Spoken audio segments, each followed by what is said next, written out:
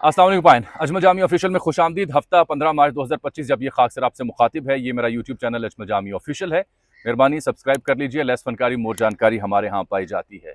इमरान खान साहब और मुल्क की सियासत पर दो बड़ी अहम खबरें, उनसे एक अहम मुलाकात का अहतमाम किया जा रहा है। मुलाकात करने वाले कौन हैं, उनके सामने क्या मुतालबा रखा जाएगा, ये खबर और बैकडोर रवाबित मुनक़ता क्यों हो चुके हैं, ये कहानी भी बयान करने की कोशिश करूंगा।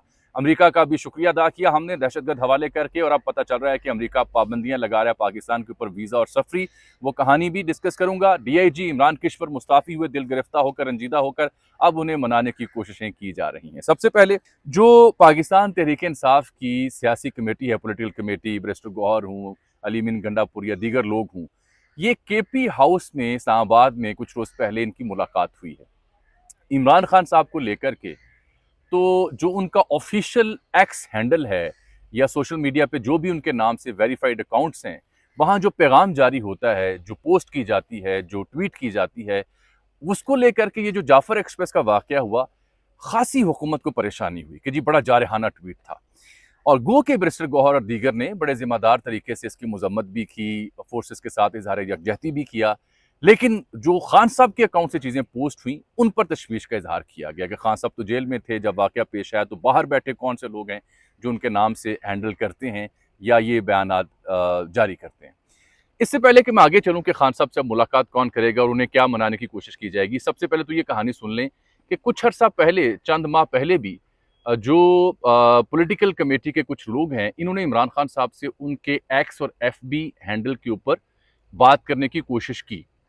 नुस्खा क्या दिया जा रहा है कि जी जो दस्तयाब क़यादत है पीटीआई की, जो सियासी कमेटी के लोग हैं, वो जो इमरान खान साहब के नाम से हैंडल्स हैं, उनकी निगरानी करे और कोई ऐसा तरीकाकार बनाया जाए कि इमरान खान साहब से मशवरा करने के बाद, और जो उनकी हैंडल करते हैं लोग बाहर, उनके सोशल मीडिया एक्टिविस्ट, वो और ये लोग बैठ के तो कोई इत्तफाक़ राय के साथ ऐसी स्टेटमेंट जारी किया करें जिसमें उस कदर जारहियत ना हो जो रिपोर्टेडली बयान की जा रही है।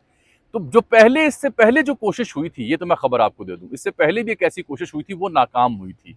उसके ऊपर तो खान साहब ने बात सुनी अनसुनी कर दी थी। अब एक बार फिर से, ये अंसार अब्बासी साहब की खबर भी है आज, कि एक बार फिर से जो सियासी कमेटी है वो केपी हाउस इस्लामाबाद में चंद रोज पहले मिली और उनके यहाँ ये तय किया गया कि इमरान खान साहब से मिलना है और उन्हें आमादा करना है कि जो आपके नाम पे अकाउंट्स हैं, हैंडल्स हैं, उनसे जो स्टेटमेंट्स जारी की जाती हैं, उसकी निगरानी भी हमें भी शामिल किया जाए। हम उसकी निगरानी करें ताकि ये तय किया जा सके कौन सा कंटेंट बेहतर है और कौन सा कंटेंट बेहतर नहीं है। तो क्या आपके बार इमरान खान साहब सियासी कमेटी को कहेंगे कि हाँ जी, आप मेरे नाम से मेरा हैंडल जो है वो टेक केयर करें, देखें कि क्या उस पर छपना चाहिए और क्या नहीं छपना चाहिए? मुझे लगता है कि ये थोड़ा मुश्किल काम है। वजह यह है कि इमरान खान साहब तो ऑलरेडी जेल बैठ के ये गिला शिकवा करते हैं, ये सवाल उठाते हैं कि आप पॉलिटिकली क्या कर रहे हैं? कोई एहतजाज कर रहे हैं, कोई तहरीक बर्पा कर रहे हैं, क्या मौलाना को आप कायल कर सकें? कोई ईद के बाद बड़े पैमाने पर इमरान खान साहब की रिहाई या पीटीआई के लिए मूवमेंट आप बर्पा कर रहे हैं या नहीं कर रहे?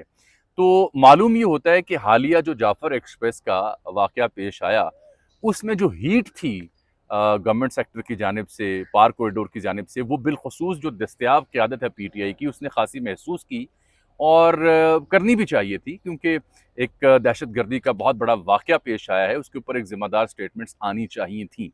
लेकिन पीटीआई के चाहने वाले ये मानते हैं, ये समझते हैं कि वो तो खैर हो गई मजम्मत, जो हमारे ग्रीवियंसेस हैं, हमारे जो गिले शिकवे हैं, वो अंडरमाइन ना हो इस सब के बीच में। ये तासुर ना जाए कि जो पीटीआई की दस्तयाब क़यादत है वो कॉम्प्रोमाइज्ड है।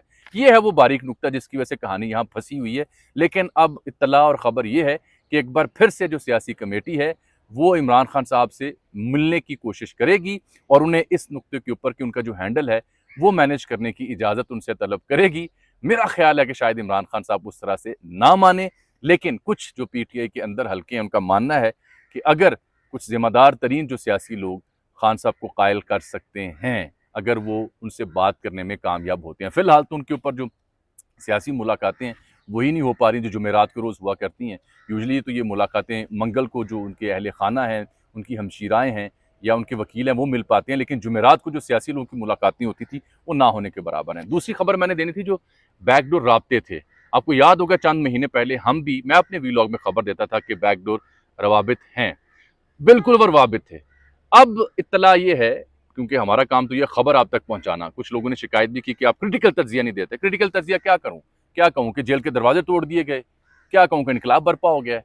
भाई खबर जो आएगी वो पेश करूँगा अपने हिसाब से, अपनी मालूमात के एतबार से तज्जिया भी पेश करूँगा। मैं तो हमेशा कहता हूँ मेरे पास लेस फनकारी मोर जानकारी है। मैं अब मसालेदार कंटेंट तो नहीं आपको दे सकता कि फ़लाँ ने फ़लाँ को थप्पड़ जड़ दिया, जेल के दरवाजे टूट गए, इनकलाब मुल्क में आ गया, फ़लाँ हो गया, फ़लाँ की ऐसी की तैसी होगी। खबर अगर सुनना चाहते हैं, उस पर तबसरा या तज़िया सुनना चाहते हैं, तो फिर ज़ाहिर बात ठहराव से बात करनी पड़ेगी। जज्बातियत के साथ तो मामला हल नहीं होते। जो खान साहब से बैकडोर रवाबित थे, उसकी कहानी हमने खुद बयान की हुई थी, इसी व्लॉग में भी कई बार मैंने बयान की हुई है, और मालूमात जो मिली वो पहुंचाई। सियासी सूरत हाल जो होती है उसके हिसाब से हमने अपना एनालिसिस करना होता है। अब उसमें हुआ क्या है कि जो इत्तला मुझे मिली, क्योंकि मैं हालत सफ़र में हूँ, जब आपसे मुखातिब हूँ, तो राजधानी यानी कैपिटल में भी जाना कि मुझे इत्तफाक हुआ, कुछ लोगों से मुलाकातें हुई, सियासी लोगों से भी, सहाफ़ियों से भी। तो समझ ये आई कि जब इससे पहले चंद माह पहले जो बैकडोर रवाबित शुरू हुए थे, उन रवाबित में जो इंतहाई ज़िम्मेदार शख्सियात हैं, उनके करीबी लोगों ने सुजेस्ट किया कि इमरान खान साहब से थ्रू अली अमीन गंडापुर, बैरिस्टर गौहर इंगेजमेंट करनी चाहिए, क्योंकि बिल्कुल इंगेजमेंट नहीं है, कोई इंगेजमेंट करके सियासी मसले का हल ढूंढा जाए। तो इत्तला ये मिली मुझे कि ज़िम्मेदार शख्सियात ने यानी एहतमाम हुज्जत की खातिर कि हाँ कर देखें, तो वो रवाबित का फिर आगाज़ हुआ। लेकिन उसमें ऑब्वियसली आपके सामने इमरान खान साहब किसी डील या किसी ऑफ़र या बनी गाला जाने पर तैयार नहीं हुए। तो वो जो तब इजाज़त मिली थी और जो रवाबित हुए थे, वो फिर उसके बाद मुनक़ता हो गए, और हालिया महीने 2 महीने के अंदर तो वो रवाबित ना होने के बराबर हैं। बिल्कुल किसी किस्म के रवाबित नहीं किए जा रहे, और खान साहब तो अंदर बैठ के जो स्टेटमेंट देते हैं आपके सामने, वो कहते हैं मेरी सेहत पे असर नहीं पड़ता, मैं जेल में हूँ, कितना अर्सा रखना है, रख लें जितना अर्सा रखना है। वो तो अपने मौके पर राइटली और रॉन्गली कायम और दायम दिखाई देते हैं। इस बीच में उनकी सियासी जमात की जिम्मेदारियां बढ़ जाती हैं कि वो क्या इकदाम उठा रहे हैं, क्योंकि मौलाना को कायल करना था। मौलाना इनसे कायल होते हैं या नहीं होते, उससे पहले फैसल करीम कुंडी मौलाना को जा मिले हैं रोखड़ी साहब के साथ जाके, और वो मौलाना के दर पे उन्होंने हाजिरी दी कि मौलाना है देखो माई बाप साढ़ ना रलो तुसी इन्हां ना जाओ।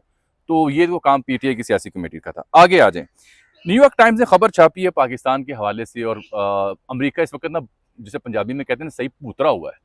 सही उनके जो मार्को रूबियो या ट्रंप साहब पागल हुए पड़े हैं कि जो कमिटमेंट्स, जो वादे, जो दावे हमने अवाम के साथ किए थे, वो हमने पूरे करने हैं। जो जो ऐलानात किए थे कि फलां को भी डंडा देना है और फलां को भी पकड़ना है, वो सब वो कर रहे हैं। इसमें सबसे पहले देखिए, मैंने नोट किया कि जो साउथ अफ्रीका के सफ़ीर हैं अमेरिका में, उनका नाम है इब्राहिम रसूल। इनको मुल्क बदर कर दिया गया है, परसोना नॉन ग्राटा करार दिया है मार्को रूबियो ने, जो वज़ीर ख़ारिजा सेक्रेटरी ऑफ स्टेट अमेरिका के। उन्होंने ये ट्वीट किया, जो मैंने पढ़ा। क्यों? क्योंकि साउथ अफ्रीका के से पहले ये अमेरिका इमदाद भी मुअत्तल कर चुका। पाकिस्तान पे मारो, मेरे साथ रहिएगा। इनको परसोना नॉन ग्राटा करार दिया गया, और इल्ज़ाम ये लगाया है मार्को रूबियो ने कि जो इब्राहिम रसूल हैं साउथ अफ्रीका के, जनूबी अफ्रीका के सफ़ीर अमेरिका में, ये साहब जो हैं ये हेट करते हैं अमेरिका से और ट्रंप से। ट्रंप से चूंकि ये नफरत करते हैं, इन्हें मुल्क से निकाल दिया जाए। और वजह क्या थी कि जो नस्ली इम्तियाज़ है उसके ऊपर साउथ अफ्रीका की एक पोजीशन आपको पता ही है, नेल्सन मंडेला से ऑनवर्ड, और अभी भी उनकी जो हुकूमत है वो इसराइल के खिलाफ भी, मेरा ख्याल है मुस्लिम ममालिक की निस्बत सबसे ज़्यादा जनूबी अफ्रीका ने इसराइल के मुजालिम के ऊपर बात की है। पहले इनकी इमदाद बंद की साउथ अफ्रीका की, अब उनके सफ़ीर को मुल्क बदर कर दिया है। तो अन्नी पई हुई है, अपने वो वादे दावे पूरे कर रहे हैं, उनको मुल्क बदर कर दिया। यही नहीं बल्कि अब इन्होंने जारी की है जी, न्यूयॉर्क टाइम्स के मुताबिक एक फहरिस्त जारी की है। 3 कैटेगरीज हैं उसकी, 43 ममालिक हैं जिनके ऊपर नई पाबंदियों का इतलाक हो रहा है। एक रेड कलर के हैं, एक ऑरेंज और एक येलो। रेड कलर के वो ममालिक हैं जिन पर मुकम्मल तौर पर अमेरिका में बैन लग गया है कि ये अमेरिका नहीं आ सकते।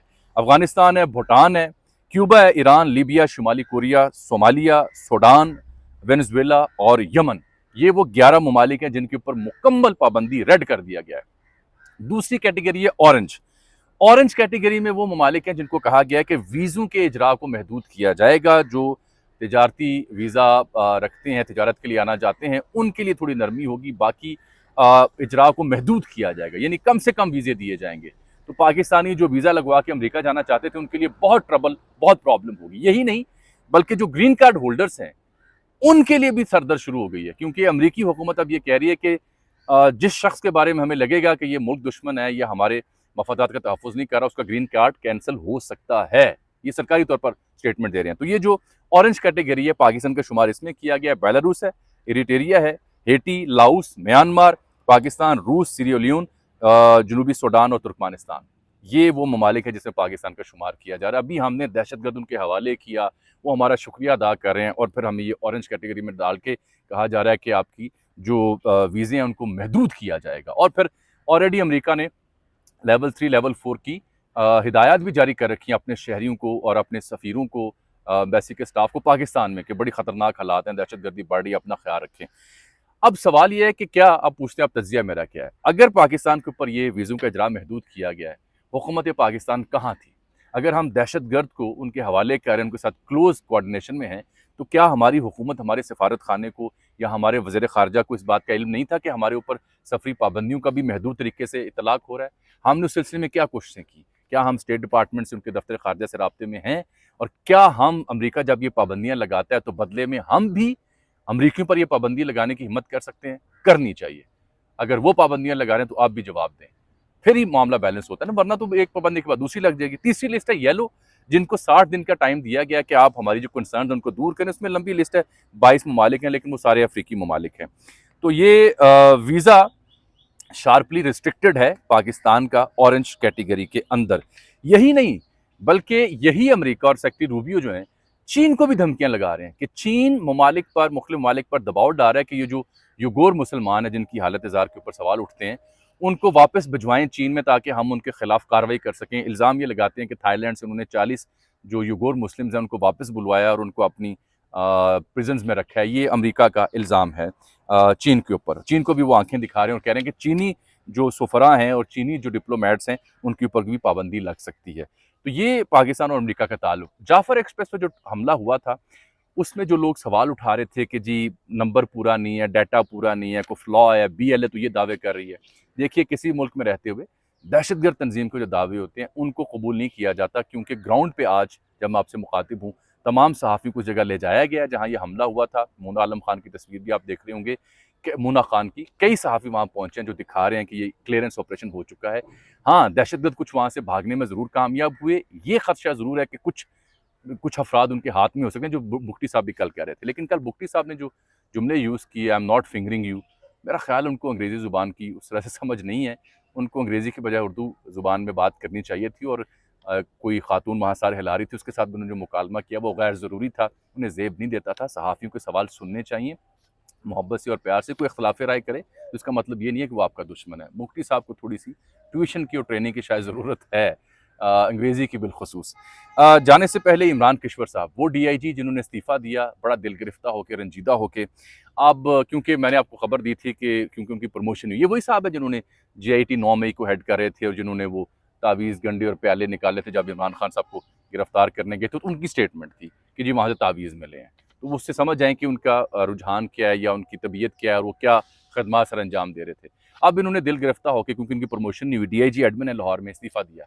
अब इत्तला ये है कि इनको जो IG पंजाब में उस्मान अनवर वो भी मिले हैं, जो CCPO हैं बिलाल कमियाना साहब वो भी मिले हैं। ढाई घंटे, डेढ़ घंटा इनको कायल करने की कोशिश की जा रही है कि भाई इस्तीफ़ा वापस ले लो। क्यों? क्योंकि इस इस्तीफ़े के बाद हिल के रह गया ना सिस्टम, कि एक बंदा जो GIT 9 मई की भी हेड कर रहा है, एक बंदा जो तावीज़ ढूँढने का दावा भी कर रहा है, वो मुस्ताफ़ी हो रहा है। तो ये इस सेटअप के ऊपर बड़ा सवालिया निशान पैदा हो गया ना। तो अब इत्तला ये है कि पीर को इन्हें प्राइम मिनिस्टर हाउस में बुला लिया गया कि इधर आना मेरा काका बाल, इधर आ मेरा बच्चा, शाबाश बे, 10 की मसले तेरे हल करने हैं। लेकिन इमरान किश्वर ने जो इस्तीफ़ा लिखा है, क्या उसकी लाज रखेंगे या फिर मान जाएँगे? मेरा ख़्याल ये है कि इन्हें मना लिया जाएगा, ये मेरा ख़्याल है। IMF के हवाले से शहबाज राना तो अच्छी खबरें नहीं दे रहे, लेकिन जंग कह रहा है कि all is well. Shahbaz Rana कह रहे हैं कि स्टाफ लेवल के ऊपर इत्तफ़ाक़ नहीं हो सका। मुझे आज के लिए इजाज़त दीजिए, हालत सफ़र में हूँ। आपसे मुलाकात होगी कल, तब तक के लिए अल्लाह हाफ़िज़।